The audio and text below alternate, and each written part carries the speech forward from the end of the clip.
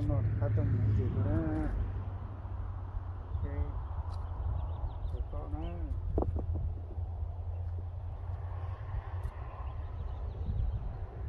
chỉ muốn chơi đi à.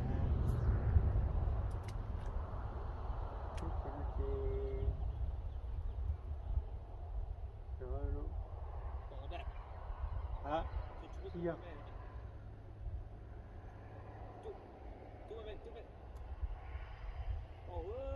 Nè.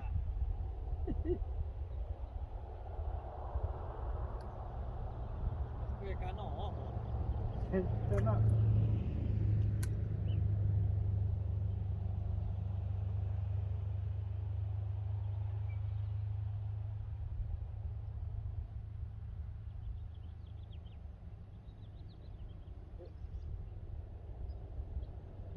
Mình mê chưa?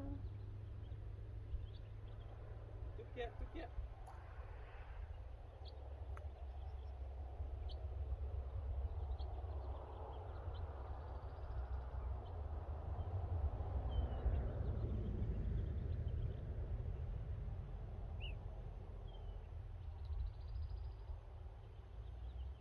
Ini là cặp lốc.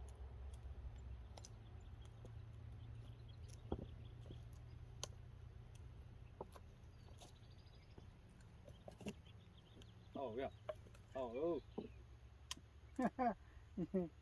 Tụi nó mới chào. Ui. Wow. Có tờ hành ta. Có lỗ đã. Tụi lo cửa.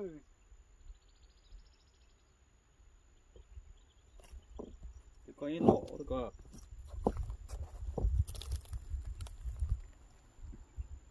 Đừng có kiểu hiểu.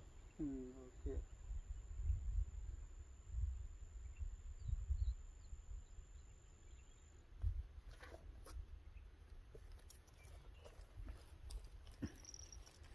Cho nó cũng tay khó mới nhận cái nhỏ xíu nhỏ ít phải chưa.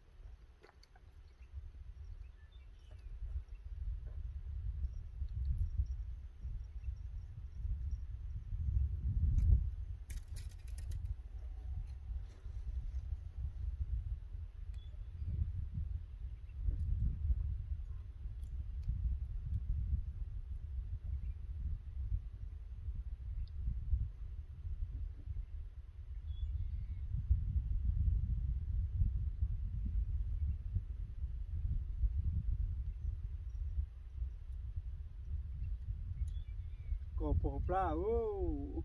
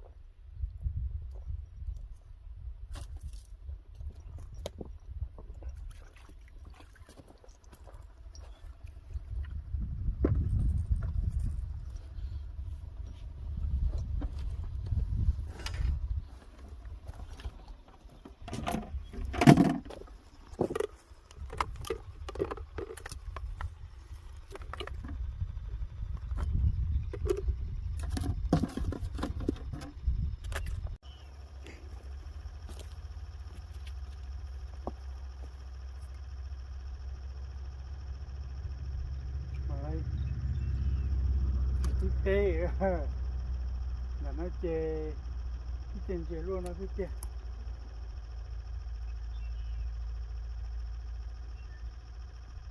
cái chê miệng chê mê si cho mù nó cái lọ cây gì luôn nó sẽ chết trên đó nó to hùng nó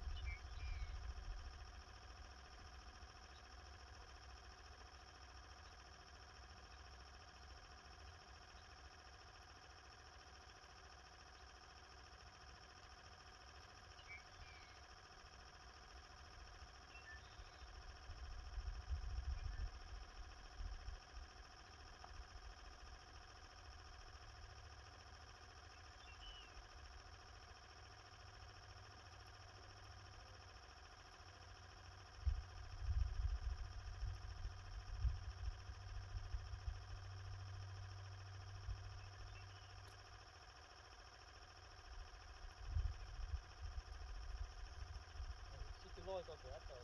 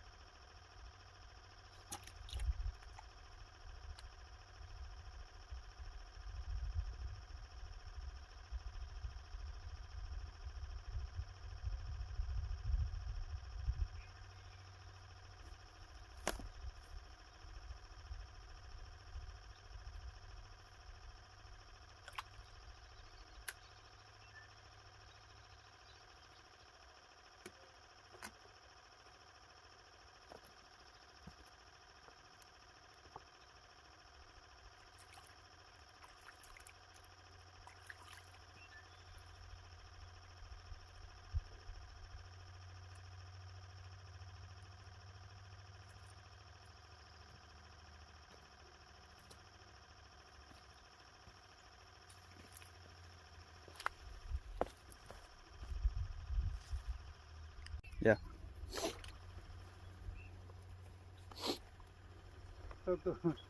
tao tụi thì flower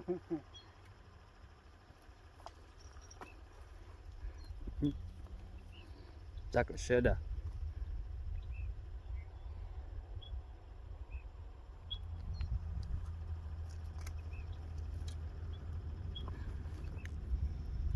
Chắc là sẽ được.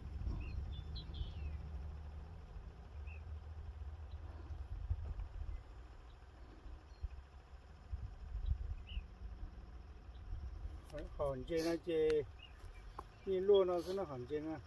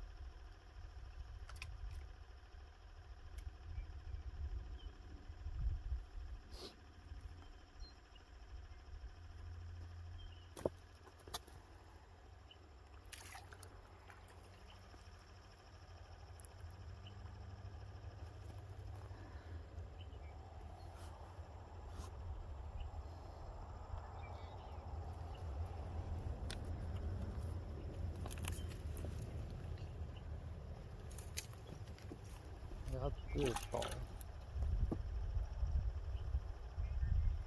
To get. But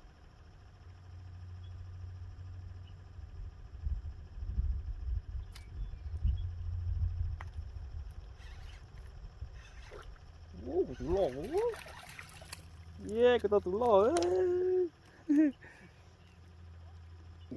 Có bộ này nó phá lò từ từ. Got myself a bass.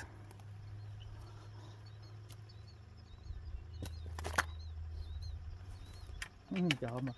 Bỏ này giờ chín mà. Bỏ này thế nào không mà.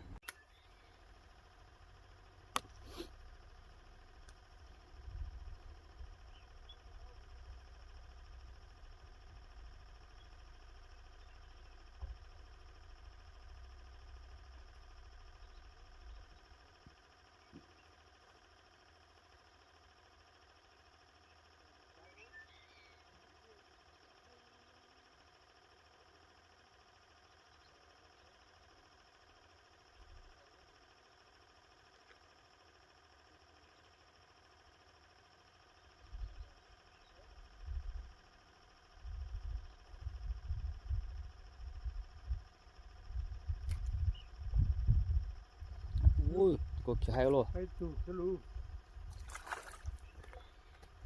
ui có kia hay ta tao tí tao xin lỗi ra xe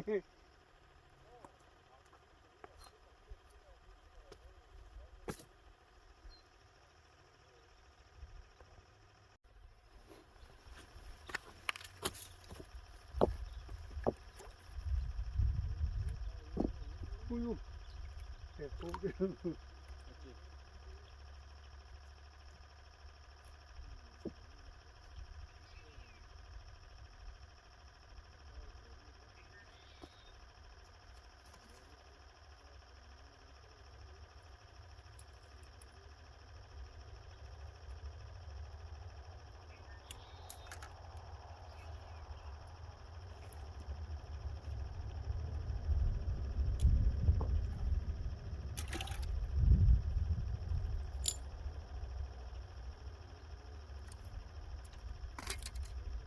tao ý cho tụi hiểu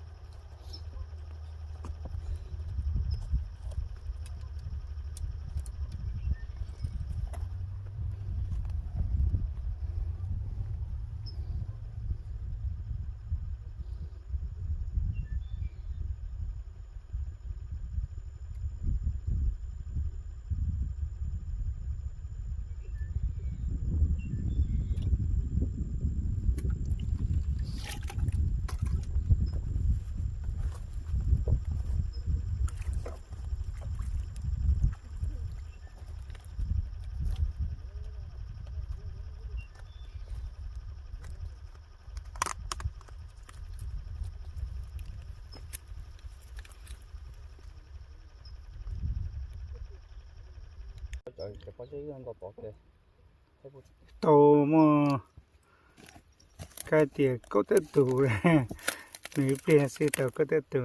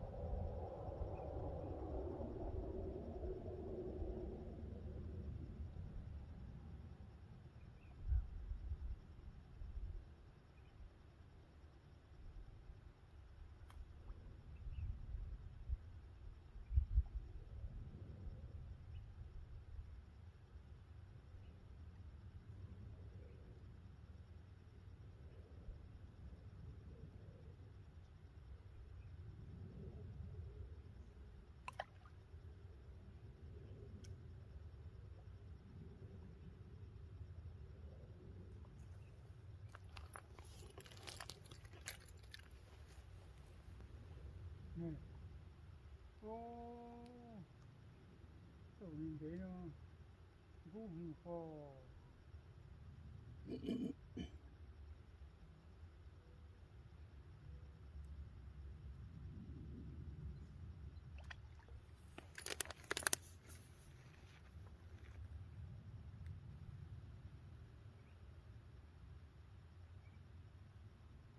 chỗ kia dạ chỗ ạ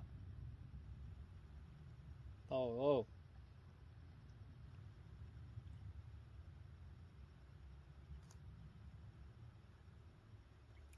lo một con cho chị tôi nè ha lo một con có chừng có đi nè haนี่ก็ cho nó đừng có nó bỏ hồ xin làm thế lại nè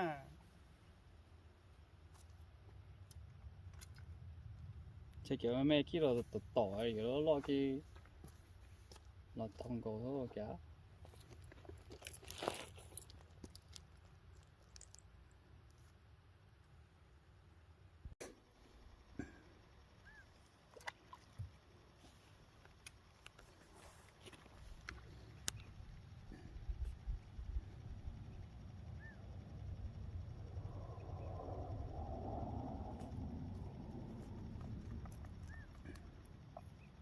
chưa kìa tao kìa luôn ô để chơi tao cu đéo mama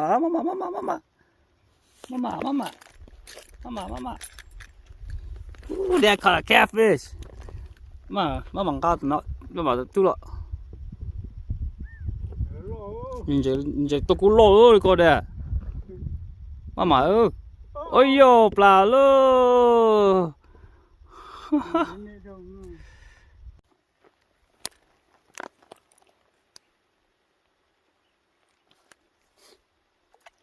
tao bữa tay mà nhìn tao cu là những cái giả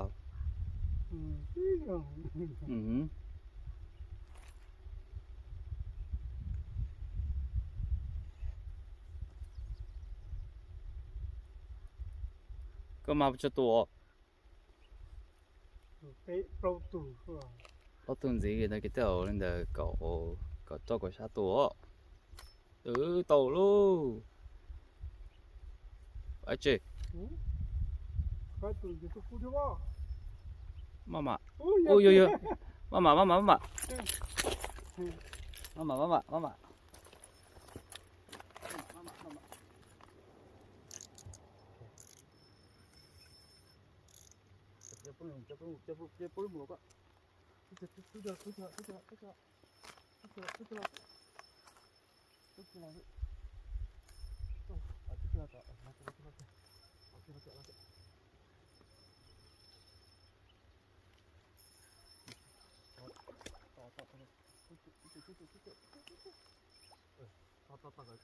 cậu sát cho không có bao tụi mà trên ta khai sữa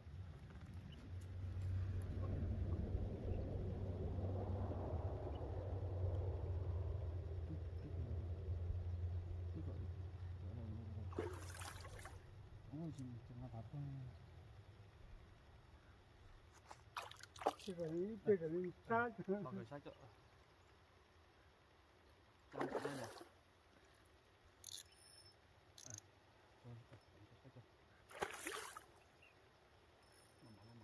mama có tự nhiên sẽ sát cho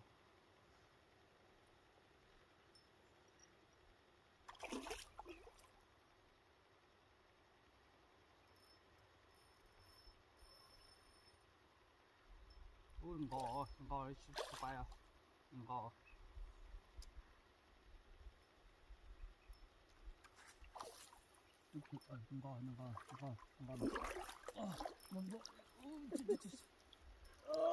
đừng có luôn good job dad tao sẽ tôi cứu đùa tập kia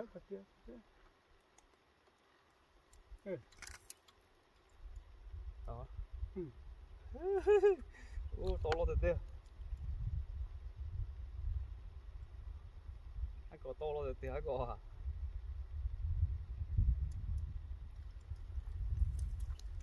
để thay đổi coi từ Catfish. tí mất tí cỡ khỏi cơ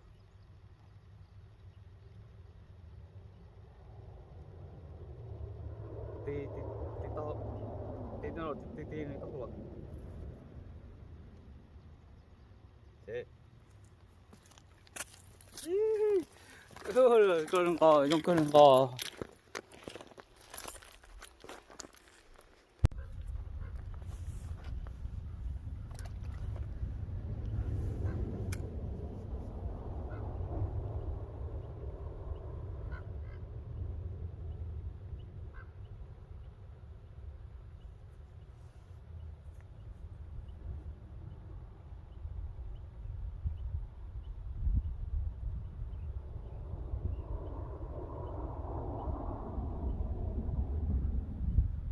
ui ôi giết trò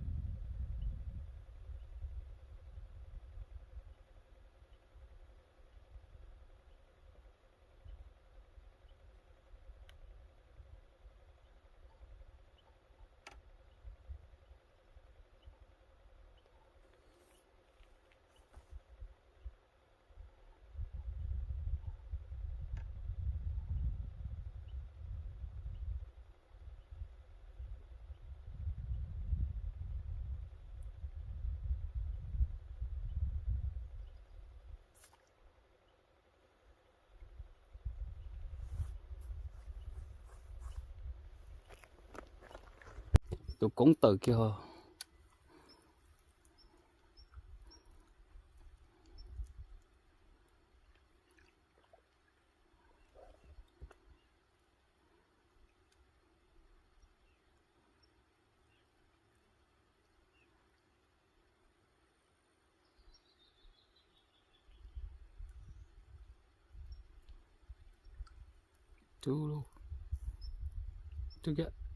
chú kia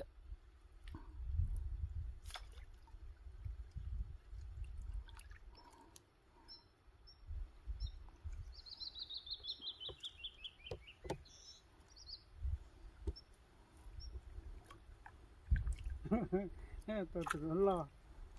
Ôi vô nè.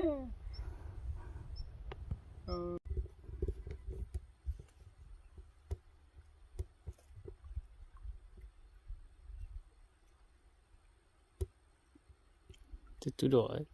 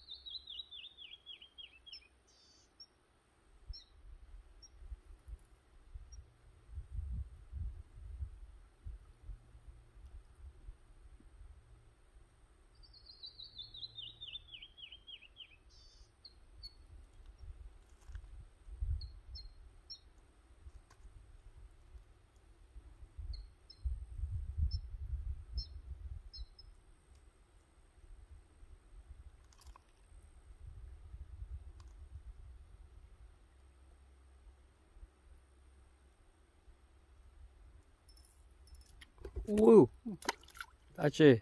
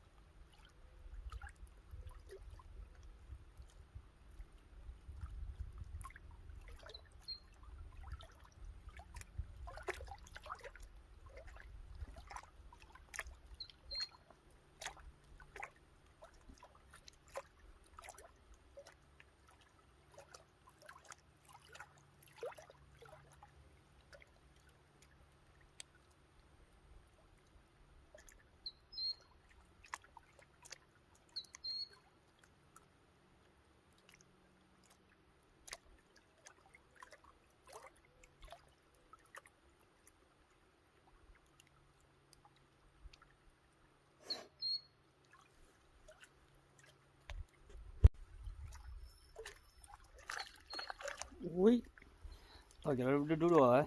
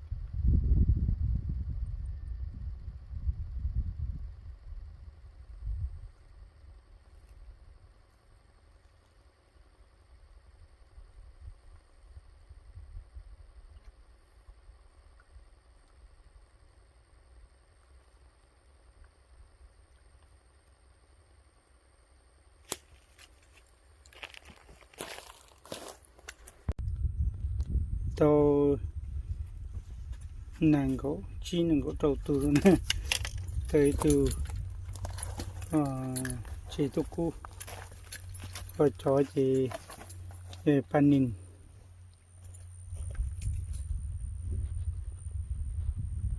thôi khát thông thế cái tiền nhà số nọ họp lúa rú họp lúa bếp lúa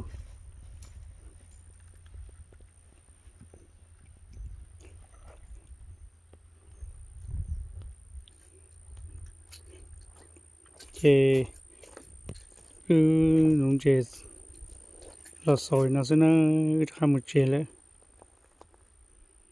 một chè bên mặt khác tôm nung chè đó nè